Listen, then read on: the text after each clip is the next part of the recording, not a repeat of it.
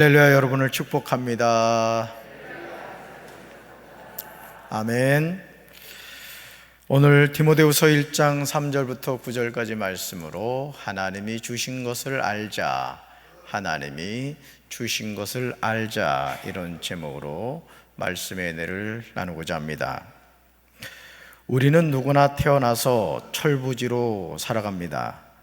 나 어릴 때 철부지로 살았지만, 여러분 그 노래 기억하시죠? 어릴 때부터 애 늙은이가 되어서 살아가는 모습은 그렇게 아름답게 보이지 않습니다.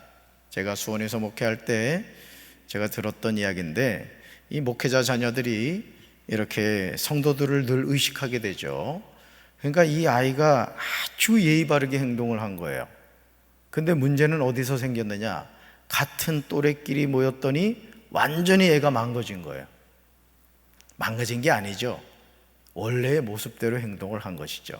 그러면서 그 부분에 대해서 같이 이렇게 갑론을박했던 그런 기억이 납니다. 아이는 아이답게 커야 합니다. 철부지란 낱말의 사전적인 뜻은 철없는 어린아이, 철없어 보이는 어리석은 사람을 말합니다. 갓난아기일 때 우리가 할 수 있는 일은 아무것도 없었습니다.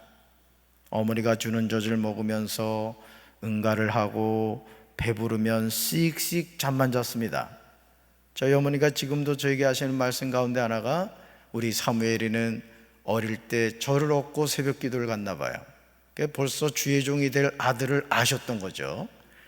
저를 얻고 새벽 기도를 가면 업은 상태에서 이제 무릎을 꿇고 예배를 드리는데, 여러분 시골 예배당 그림을 한번 그려보세요. 가운데 난로가 있고 전도사님이 뚱 이렇게 둥그렇게, 인원이 얼마 안 되니까 둥그렇게 앉아가지고 새벽 예배를 드렸다는 거예요. 그러면 새벽 예배가 끝날까지 사무엘이는 씩씩 잠만 잤답니다. 그래서 저희 어머니 하신 말씀이 엄마를 힘들게 하지 않았다고 그 얘기를 하시더라고요. 그런데 여러분, 갓난아기였을 때 씩씩 자면 누가 뭐라 합니까? 그런데 나이를 먹고도 씩씩 잠만 자면 집에서 쫓겨납니다. 일정한 나이가 되면 우리는 누구나 직장 생활을 다니게 되죠. 이 세상에는 다양한 직업이 존재합니다. 이루 셀 수 없을 만큼 많은 직업 가운데 우리는 하나에서 몇 가지의 직업을 가지고 살아갑니다.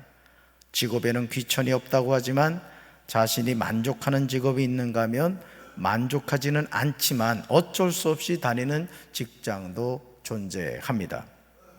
직업에 귀천이 없다는 말은 직업에 사회적 신분이 없다는 말입니다. 하지만 우리는 이 말이 현실에서는 그렇지 않다는 사실을 금방 경험하게 됩니다. 사람들이 힘든 시험을 준비하는 이유는 좋은 직업을 얻어서 신분 상승을 하기 위한 목적도 있습니다. 그렇다면 그리스도인으로서 자본주의 세상을 살아가야 하는 우리는 어떤 삶의 목적을 가지고 살아가야 할까요? 정말 쉽지 않은 질문입니다. 하지만 하나님의 자녀는 장 칼뱅이 말한 직업 소명서를 가지고 살아야 합니다. 따라합시다. 직업 소명설. 직업 소명설. 직업 소명설이란 뭐냐? 같이 읽습니다. 모든 직업이 하나님의 거룩한 부름에 의한 거룩한 직업이다. 이런 뜻이에요. 장 칼뱅의 직업 윤리를 말합니다. 지난번에도 우리나라에 비가 많이 왔을 때 어느 공무원이 뚝방에 그걸 잠그고 갔어야 되는데 그걸 잠그지 않아서 홍수 피해를 입었던 그런 보도가 있었습니다. 칼뱅 당시에 목사나 사제 등의 성직만 거룩한 직업이라고 생각했는데, 칼뱅은 일반 직업도 하나님이 허락하신 거룩한 일이라는 것이 직업 소명설의 핵심입니다. 장 칼뱅의 이 주장은 주로 상공업자들에게 지지를 받았다고 합니다. 얼마나 중요한 내용입니까? 그러므로 하나님의 자녀가 하는 모든 직업이 성직인 줄로 믿습니다. 거룩한 직업이라는 뜻이죠. 목회해야만 성직자이고 일반 직장 생활은 성직이 아니라는 편견에서 벗어나야 돼요. 그래서 예수 믿는 사람은 어떤 직업을 가졌다 할지라도 하나님이 나를 이곳에 파송하셨다, 하나님이 나를 이곳에 세우셨다, 이런 마음을 가지고 그 직업을 감당해야 될 줄로 믿습니다. 어느 곳에서 어떤 일을 맡든지 성실하게 감당해야 됩니다. 바울은 디모데후서 1장 1절에서 자신이 그리스도 예수의 사도된 이유가 무엇인지 고백하고 있습니다. 먼저 바울은 자신이 그리스도 예수의 사도된 이유로 하나님의 뜻으로 말미암았다고 고백합니다.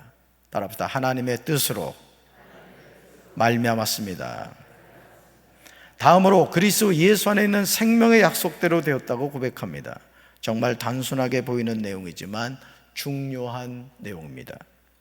우리가 이 부르심에 관한 확신이 없으면 우리는 하나님이 자신에게 허락하신 성직을 감당하기가 어렵습니다.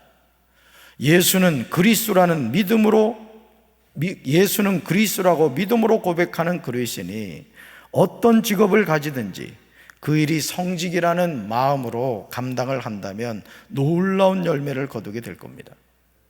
이런 자세는 자신에게서 끝나지 않습니다.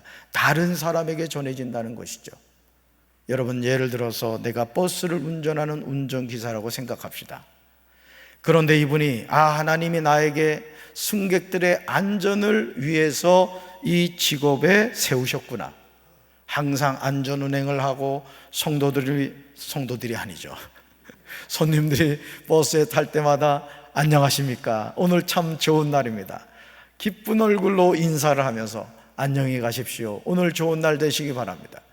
여러분, 처음에는 많이 낯설어 하겠지만 어느 순간부터 735번 버스는 유명한 버스가 될 겁니다. 왜요? 운전하는 기사가 나는 이 일이 성직이라는 마음으로 감당하기 때문에 그럴 것이죠. 저는 우리 사랑하는 성도 여러분들이 각자의 어떤 위치의 직업에서 일한다 할지라도 하나님이 나를 이곳에 부르셨구나, 그 직업을 성직이라 여기고 잘 감당할 수 있게 되기를 주님의 이름으로 축원합니다.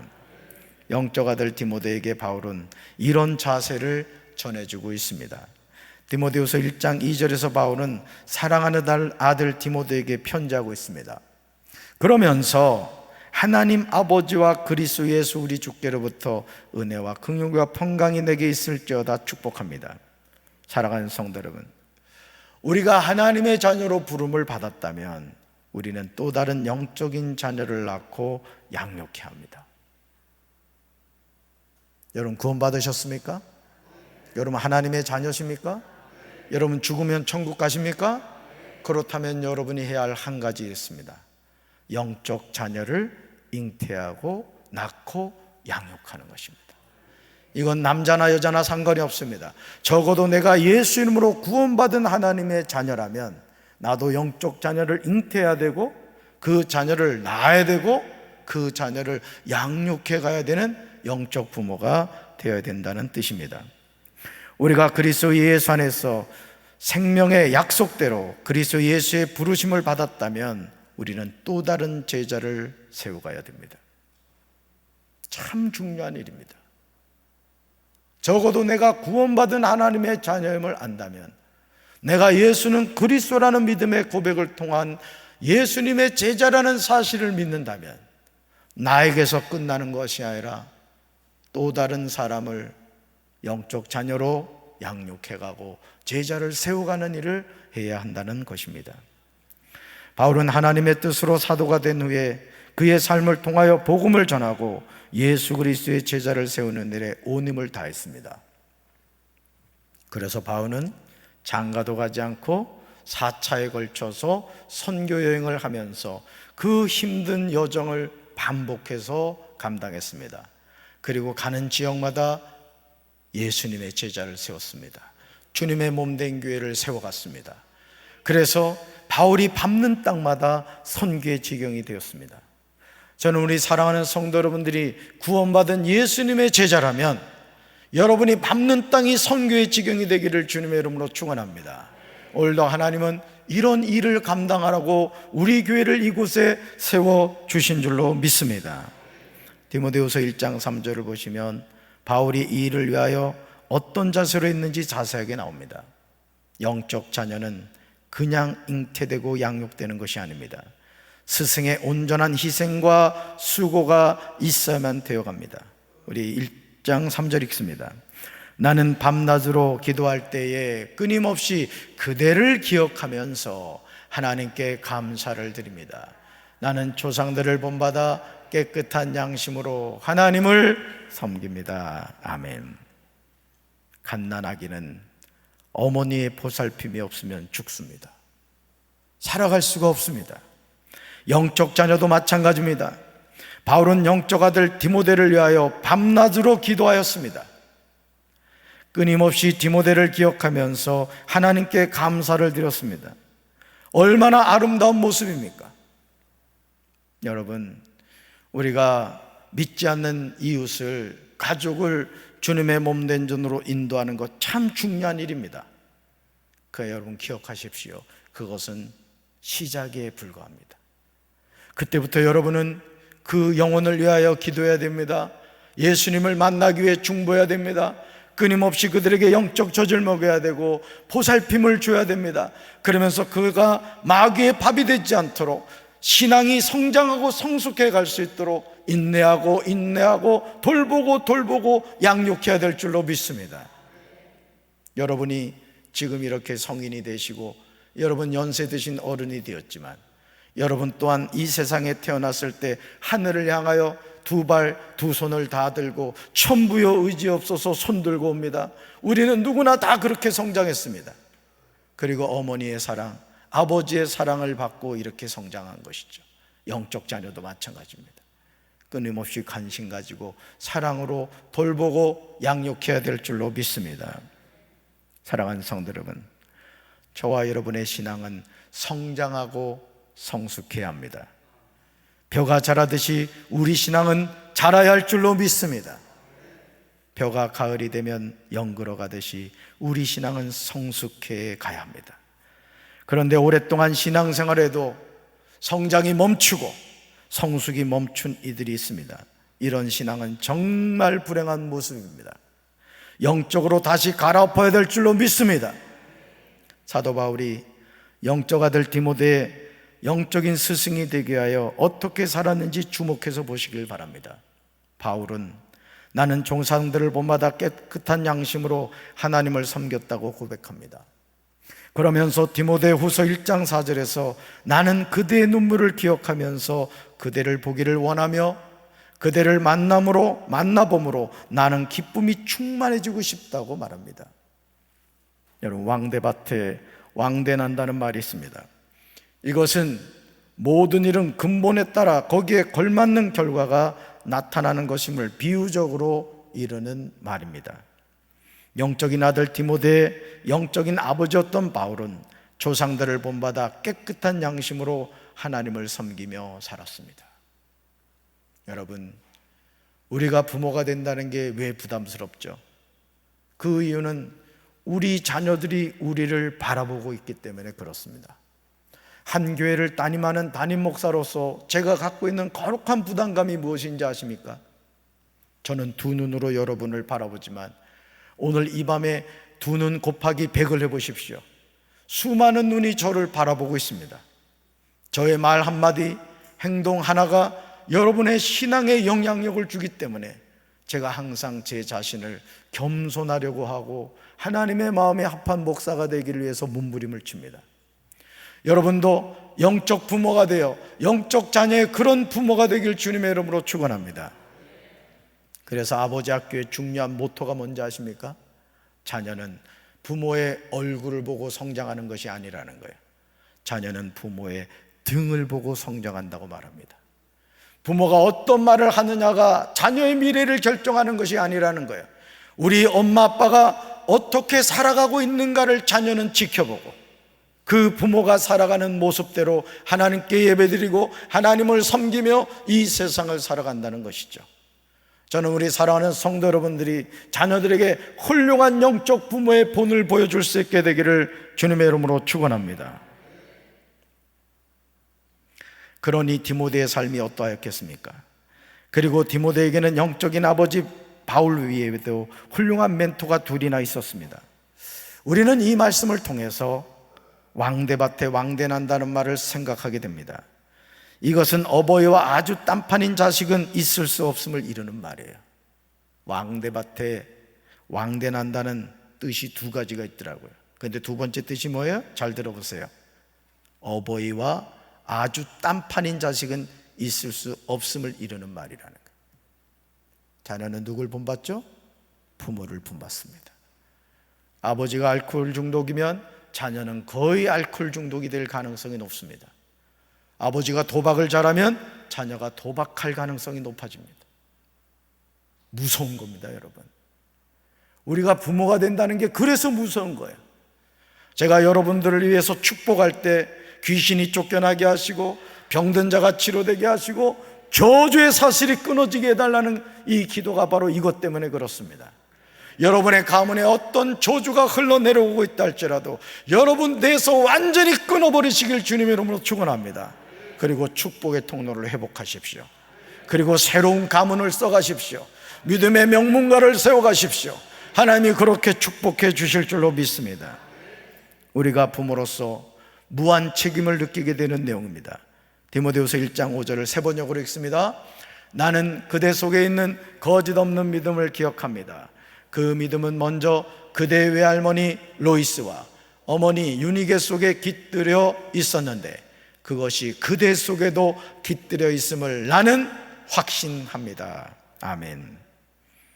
사도 바울이 영적인 아들 디모데 속에서 보았던 것이 무엇입니까? 그것은 거짓 없는 믿음이었습니다. 거짓 없는 믿음. 그런데 디모데 속에 있던 거짓 없는 믿음이 그냥 생긴 것이 절대 아니었습니다. 먼저 외할머니 로이스에게 있었습니다. 다음으로 어머니 유니게 속에 깃들여 있었습니다. 그리고 디모데 속에도 깃들여 있게 되었습니다. 영적으로 외할머니에서 어머니로, 어머니에게서 손주에게로 이어진 것이죠. 사랑하는 성도 여러분, 얼마나 아름다운 모습입니까? 외할머니 로이스 속에 있던 거짓 없는 믿음이 그녀의 딸인 유니게 속으로 전해졌습니다.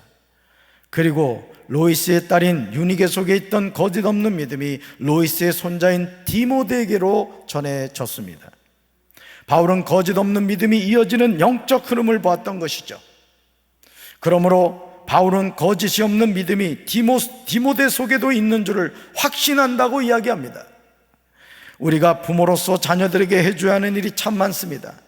아니, 해주고 싶은 일이 너무너무 많습니다. 그러나 그 모든 것 가운데 거짓 없는 믿음의 개성이 우선인 줄로 믿습니다. 저는 우리 사랑하는 성도 여러분들이 자녀들에게 거짓 없는 믿음을 이어줄 수 있게 되기를 주님의 이름으로 축원합니다. 창세기에 나오듯이 아브라함이 이삭을 낳고 이삭이 야곱을 낳고 야곱이 12아들을 낳았다는 이 영적인 계승이 여러분의 가문에 이어지게 되기를 주님의 이름으로 축원합니다. 그것이 바로 믿음의 명문가를 세워가는 겁니다. 그것이 바로 하나님께 축복받는 가문을 세워가는 비결이라는 것이죠. 영적인 계보가 끊어지면 안 됩니다. 우리는 기필코 지켜나가야 될 줄로 믿습니다. 디모데후서 1장 7절에서 바울은 하나님이 우리에게 주신 것은 두려워하는 마음이 아니요 오직 능력과 사랑과 절제하는 마음이라고 이야기합니다. 하나님은 우리가 남의 이목을 두려워하기보다는 지혜롭고 담대하며 때로는 절제하면서 사랑과 기쁨으로 살아가기를 원하십니다. 이 세상 어느 부모가 사랑하는 자녀들이 두려워하는 마음으로 삶을 살기를 원하겠습니까? 오직 능력과 사랑과 절제하는 마음으로 살아야 할 줄로 믿습니다. 그러므로 바울은 자신이 영적인 아들 디모데를 일깨워서 디모데가 바울의 안수로 말미암아 디모데 속에 간직하고 있는 하나님의 은사에 다시 불을 붙이게 하려고 한다고 이야기합니다. 하나님이 주신 사명은 하나님이 주신 은사로 감당하게 되는 것입니다. 우리가 하나님이 주신 은사로 사명을 감당할 때 우리를 넘어지게 하는 걸림돌이 참 많습니다. 오직 주님만을 바라보면서 사명을 감당해야 하는데 우리는 자꾸 주변에 있는 사람들을 바라봅니다. 사람들이 하는 말에 귀를 기울입니다. 결국 넘어지고 맙니다. 여러분, 주님의 맡겨주신 사명을 감당할 때 사람 바라보지 마십시오. 사람의 소리에 귀 기울이지 마십시오. 주께서 나에게 사명을 맡겨주셨다면 우리는 오직 주님만을 바라보며 그 길을 믿음으로 뚜벅뚜벅 걸어가야 될 줄로 믿습니다. 바울이 영적인 아들 디모데에게 당부하는 내용이 무엇입니까? 같이 읽습니다. 오직 하나님의 능력을 따라 복음과 함께 고난을 받으라. 아멘. 사랑하는 성도 여러분, 우리가 하나님이 주신 사명을 믿음으로 잘 감당하려면 반드시 하나님의 능력을 의지해야만 합니다. 그러나 안타깝게도 하나님의 능력이 없이 자신의 경험과 능력으로 하려다 실패합니다. 여러분, 우리가 흔히 하는 말로 교본대로 해야 된다, 이런 얘기를 많이 합니다. 그렇습니다. 우리 신앙도 교본대로 해야 됩니다. 군대 말로 FM대로 해야 됩니다. 그 FM이 무엇입니까? 성경 66권에 기록된 하나님의 말씀인 줄로 믿습니다. 여러분이 건강한 신앙생활을 하려면 쉬지 말고 기도하셔야 됩니다. 주야로 하나님의 말씀 묵상하셔야 됩니다. 예배가 여러분의 삶의 중심이 되어야 됩니다. 즐거울 때 찬양하며 살아야 됩니다. 이것이 우리가 건강한 그리스도인으로 살아가는 삶의 비결인 줄로 믿습니다. 사도행전 1장 8절에서 예수님이 우리에게 당부하시는 말씀은 절대 진리입니다. 우리 말씀 같이 읽습니다.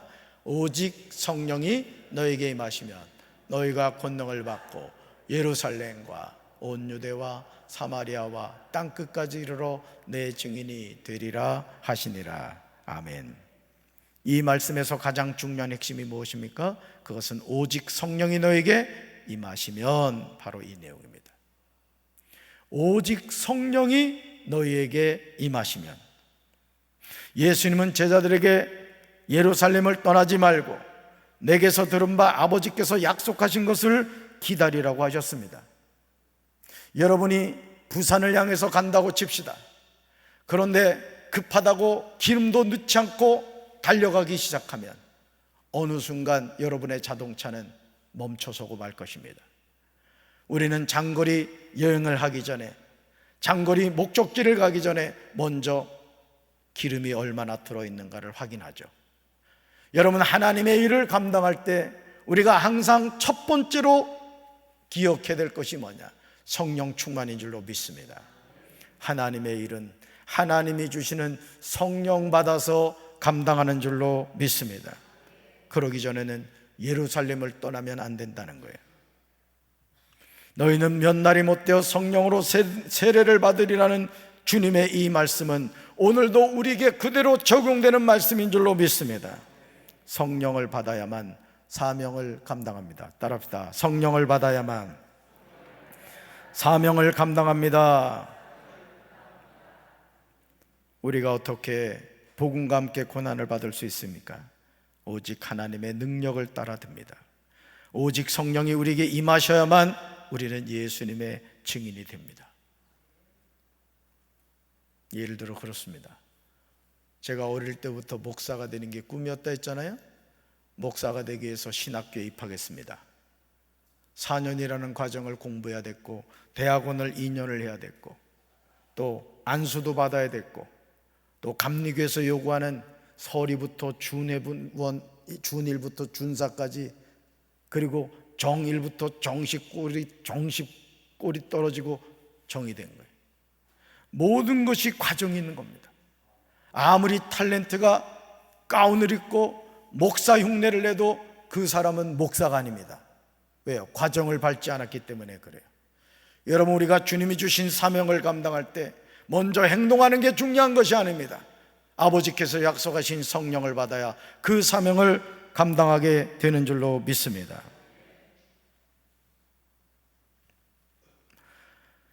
바울의 영적인 아들 디모데에게 아버지 바울의 약점이 무엇입니까? 그것은 우리 주님에 대하여 증언하는 말이나 주님을 위하여 같이 몸이 된 나를 부끄러워하지 말라고 당부합니다.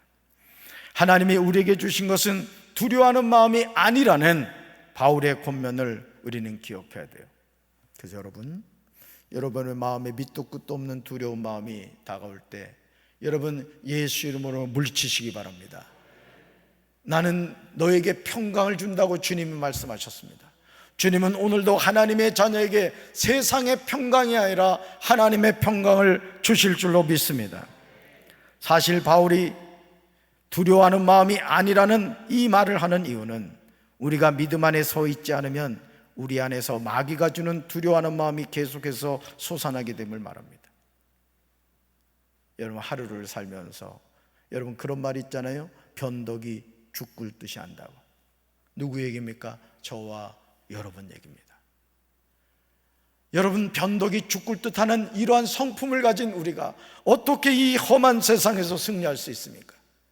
우리가 주님께 믿음으로 기도해서 성령 충만을 받을 때 여러분, 어떤 상황에서도 우리는 승리하게 될 줄로 믿습니다. 하나님의 자녀로서 이 세상을 살면서 우리에게 절대적으로 필요한 것은 오직 능력과 사랑과 절제하는 마음입니다. 우리는 이것으로 하나님이 주신 사명을 능히 감당합니다. 그렇게 할 때 오직 하나님의 능력을 따라 복음과 함께 고난을 받을 수 있습니다. 하나님께 사랑받는 자라는 뜻의 이름을 가진 디모데에게도 약점이 있었습니다. 어머니 유니게는 유대인이었지만 아버지가 헬라인이었습니다. 그럼에도 바울의 영적인 아들이 되었고 제자이며 동역자가 되었습니다. 그는 어려서부터 신앙교육을 받았습니다. 에베소 교회 목회자가 되기도 하였습니다. 이 모든 것이 하나님의 은혜입니다. 여러분, 오늘도 하나님은 낮은 자를 통하여 하나님의 큰 의미를 감당하게 해주시는 줄로 믿습니다. 제가 여러분들에게 늘 드리는 말씀이 있습니다. 조상 탓, 부모 탓, 남 탓하지 말라는 거예요. 남편 탓, 아내 탓, 주변에 있는 사람 탓하지 말라는 겁니다. 여러분, 하나님은 오늘도 하나님의 자녀가 스스로 개척하기를 원하는 줄로 믿습니다.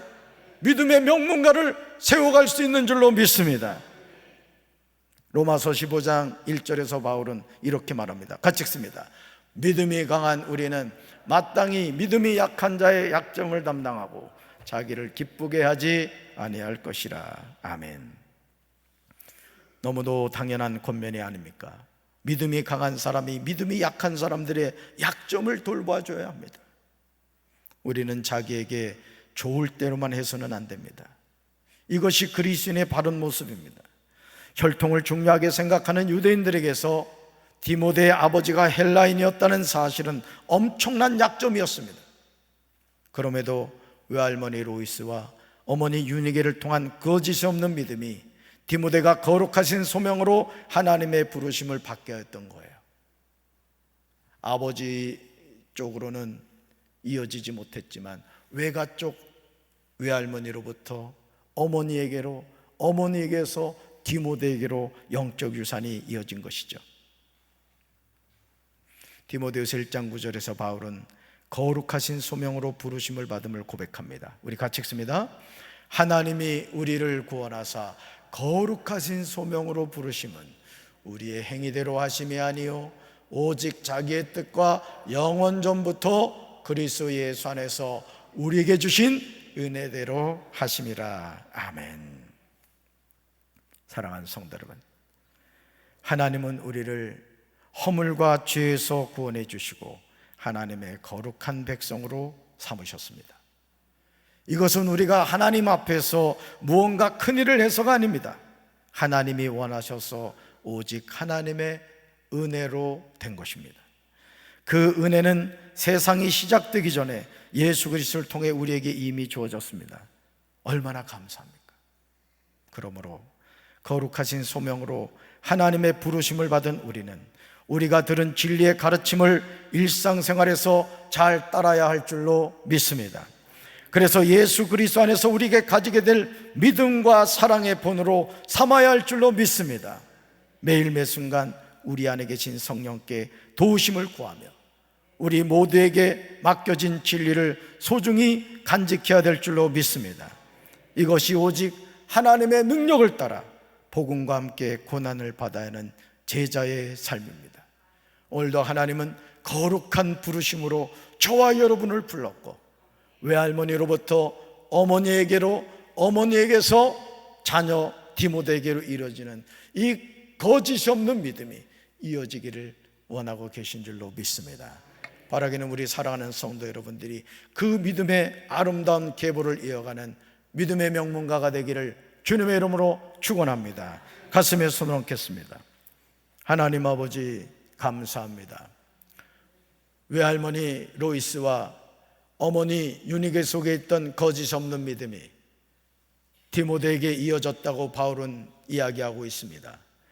오늘 우리 부모님이 믿지 않고 남편이 믿지 않고 여러 가지 외로운 가운데 신앙생활을 한다 할지라도 내가 하나님을 향한 거짓이 없는 믿음을 지켜갈 때 우리 후손들이 그 영적인 유산을 이어받게 될 줄로 믿습니다. 세상과 타협하는 신앙이 아니라 표대를 향하여 그리스도 예수 안에서 부르시는 부름의 상을 향하여 믿음으로 힘차게 달려가는 우리 사랑하는 성도들 되게 도와 주옵소서.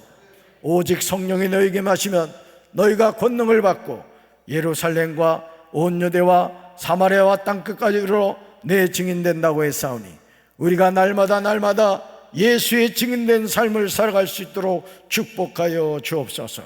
오늘 이 밤에 특별히 우리 청소년들과 청년들을 기억하시사 저들의 앞길을 축복하여 주시고 저들의 믿음의 명문가를 세워갈 수 있도록 하나님 저들을 축복해 주시옵소서. 이제는 우리 주 예수 그리스도의 크신 은혜와 하나님 아버지의 한없는 사랑과 성령님의 교통하심이 하나님이 하신 일을 기억하고 거짓이 없는 믿음을 이어가길 원하는 사랑하는 주의 백성들 위해 이제로부터 영원토록 함께 하시기를 간절히 축원하옵나이다. 아멘.